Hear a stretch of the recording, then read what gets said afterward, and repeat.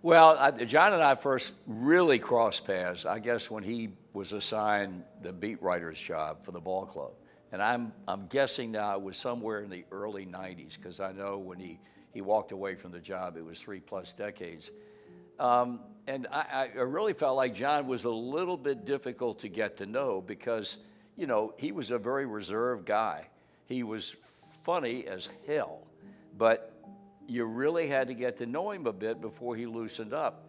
And so it took a while, but I found myself gradually more and more and more drawn to him because because he's John Fay.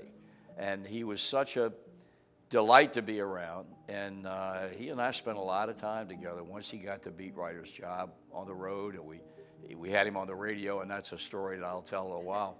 But I just, there are not too many people I had greater respect for or love than John Fay.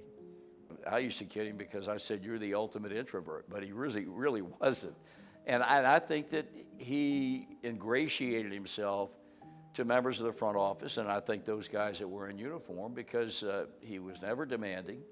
He always asked questions that they were more than willing to answer. And you know, Catherine, when you are a beat writer, you walk a very fine line, because you're not there to be critical. You're there to write the story, get the necessary answers out of a player or players that impact a game or impact a half season or a full season or whatever the case might be.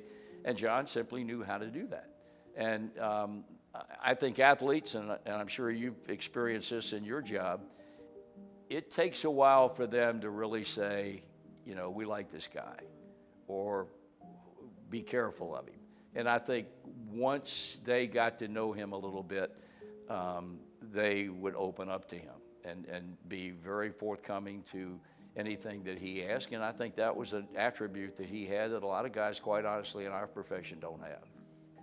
You know, we used to do the thing where in the second inning where we'd bring the writers in, and we'd do it on a rotating basis. We'd have John in one night, and then we'd have Hal McCoy would come in, and then later on, when Trent worked at the newspaper, he would be in, and the guys that are currently covering the club.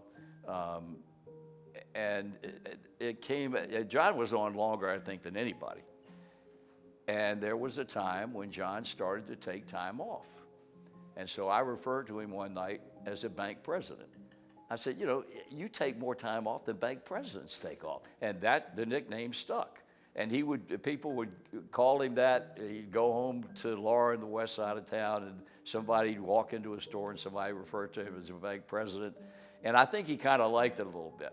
And we kept it up, and I always look forward to having him in there, because I tried like the Dickens to put him on the spot, and he would not allow me to do that. I mean, you know, the old adage is, I was born at night, but not last night, and I know what Brenneman was up to. And so we would have a good time. We'd laugh a lot. And to get a real good laugh out of John took an awful lot. You had to work at it. But we had a great time. He was just a very special guy.